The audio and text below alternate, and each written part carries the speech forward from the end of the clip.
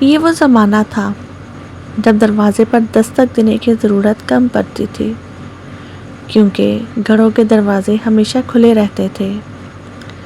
محلے کے سب بچے ایک ماں کی گود میں پلتے تھے۔ کسی کو بھوک لگتی تھی تو وہ اپنے ہی گھر کی طرح دوسرے گھر جا کر کھانا کھا لیتا تھا۔ کوئی بیمار ہوتا تو پورا محلہ اس کی عیادت کے لیے امر آتا۔ پڑوس کا رشتہ خون کے رشتوں سے کم نہ تھا۔ جب کوئی بازار جاتا تو گھر سے نکلنے سے پہلے آس پاس کے گھروں میں آواز دیتا، کسی کو کچھ منگوانا ہو تو بتا دو۔ چولہے الگ تھے مگر روٹی سانجی تھی، دیواریں کچی تھی مگر دل پکے تھے۔ اختلافات ہوتے بھی تو دلوں میں کدورت نہیں آتی تھی۔ صحن میں بیٹھ کر چائے کی چسکیاں لی جاتی، رات کو چھتوں پر سونے کے بہانے گپ شپ ہوتی۔ چاندنی راتوں میں کہکوں کی محفلیں سجتی تھی۔